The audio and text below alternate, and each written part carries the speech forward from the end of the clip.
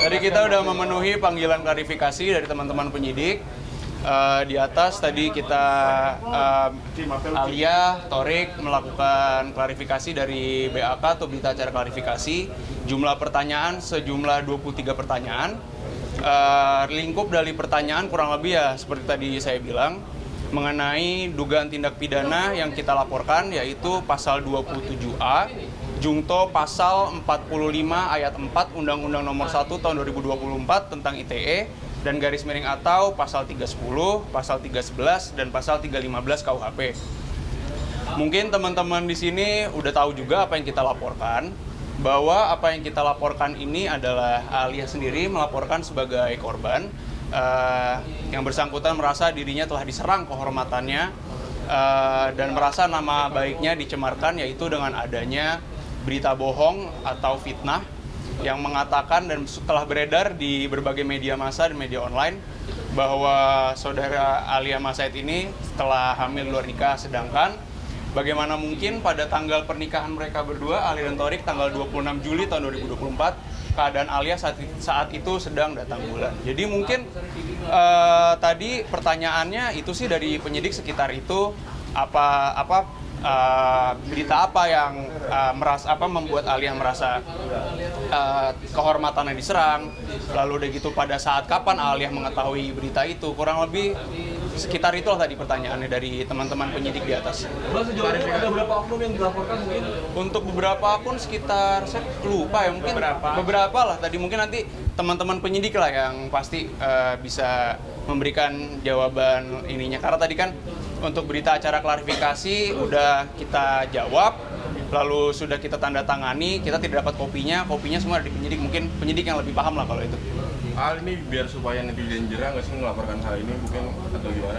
Sebenarnya lebih aku sih yang dari kemarin agak bawel karena sebagai suami tentunya pasti adalah satu kewajiban saya untuk melindungi istri saya, apalagi dari berita-berita bohong. Ya? Agak keras. Oke. Yang sebenarnya dari kemarin tuh yang ribut sebenarnya suaminya atau saya, karena tentunya kewajiban saya sebagai suami adalah salah satunya adalah melindungi istri saya apapun itu. Salah satunya adalah berita-berita bohong yang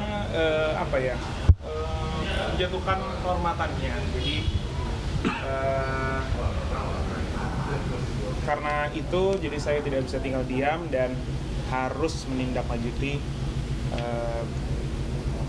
ini semua. Tapi mungkin ya bisa ditambahkan, Alia Mas Said ini kan ya bisa kita bilang public figure, mungkin untuk sekedar cacian atau mungkin fitnah-fitnah lainnya mungkin sudah ada lah yang mungkin dirasakan juga oleh Alia. Cuma menurut hemat kami ini sudah melewati batas lah, karena sebagaimana kita ketahui bersama, kita ini kan masyarakat Indonesia menjunjung tinggi budaya timur. Berita seperti itu sangat-sangat tidak elok, apalagi sampai didengar oleh pihak keluarga kan, baik dari keluarga Alia, baik dari keluarga Thorik. Mungkin juga teman-teman media di sini juga pasti udah dengar berita itu kan, mungkin ada akhirnya jadi rumor liar lah. Makanya di sini juga kami luruskan bahwa itu adalah berita bohong dan berita fitnah. Namun demikian, meskipun itu adalah berita fitnah bahwa tidak ada masalah hamil luar nikah, cuma mungkin Thorik dan Aal juga berharap lah dari doa-doa dari rekan-rekan sekalian supaya disegerakan masalah itu. Biasanya kan kalau lagi pelaku itu minta Bentar. maaf kan, minta maaf. Nah, kamu sendiri kalau si pelaku itu minta maaf akan cabut gugatan, cabut laporan atau tetap lanjut, Thorik? Kan kamu yang kesel banget nih gitu. Harus tetap berjalan semuanya. Karena semua udah ada peraturannya, makanya juga kenapa kita melapor. Kalau AA emang suaranya Masih gitu mas? Nah, karena emang semua kan udah ada peraturannya juga ya. Iya, betul. Jadi itu alasan kenapa dilaporin juga. Untuk pelajaran juga supaya kedepannya tuh banyak yang lebih berhati-hati, mau membuat berita pun, jadi harus ada faktanya. Yes. Sampai penjara bang, mungkin.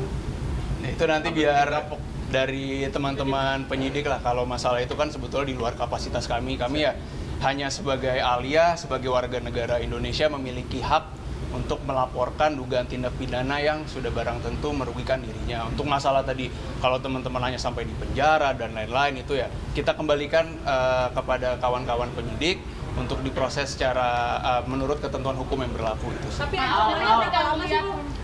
Al, mau nanya dong, dampak apa sih yang kamu rasakan usai beredarnya berita bohong kalau kamu tuh lagi hamil duluan? Dampak apa sih yang kamu rasakan? Apakah mengganggu karir kamu kah atau pekerjaan seperti itu? Udah pasti itu kan menyerang kehormatan ya. Iya. Kan membuat fitnah itu kan hamil di luar nikah, apalagi pada saat hari pernikahan itu kan masih datang bulan. Yang jelas itu udah menyerang kehormatan, terus kan takutnya berimpact juga untuk pekerjaan ke depannya, dan udah pasti sih. Iya, yang paling jelas sih, yang paling saya sesalkan itu kenapa bikin berita seperti itu. Terus dari mana dia dapat berita seperti itu yang sangat tidak punya etika lah bikin berita kayak gitu. Padahal kan kita adalah orang Indonesia yang budaya untuk Masih menjadi tinggi budaya timur. Iya, budaya timur kita tinggi, mesti harus saling menghormati. Tapi dari pemerintahan ini udah ada yang meminta maaf langsung ke Alia atau Torik gitu? Belum sih, makanya kenapa juga kita melakukan ini sih. Kalau misalkan dari awal, Ya, pokoknya ya intinya kami melaporkan ini karena Alia sebagai korban merasa dirugikan, dan berdasarkan pasal 45 ayat 5 Undang-Undang ITE itu memang Alia memiliki hak sebagai warga negara Indonesia atau sebagai korban untuk melaporkan dugaan tindak pidana ini. Gitu sih. Ancamannya Bang? Untuk ancaman pidana itu apabila ini memang betul fitnah itu adalah 4 tahun penjara. Jadi sebetulnya kalau kita kembali lagi kepada Undang-Undang ITE, barang siapa yang menyebarkan berita bohong ini, mereka ini akan diberikan kesempatan untuk membuktikan bahwa apa yang mereka beritakan ini benar. Tapi silakan saja nanti kalau misalnya para akun-akun yang kita laporkan ini nanti sudah dipanggil, nanti diberi kesempatan oleh teman-teman penyelidik, atau nanti mungkin perkara ini bisa lanjut sampai penyidikan, bisa memberikan bukti bahwa Alia benar hamil luar nikah, silakan saja, monggo. Kalau misalnya nggak bisa, ya itu akan dikenakan pasal fitnah, yaitu ancaman pidananya 4 tahun penjara. Itu sih. Tapi ada perasaan sedih nggak sih Kak? Atau geram? pasti sedih, apalagi di sini kan banyak perempuan juga ya, pasti kan juga bisa merasakan gitu.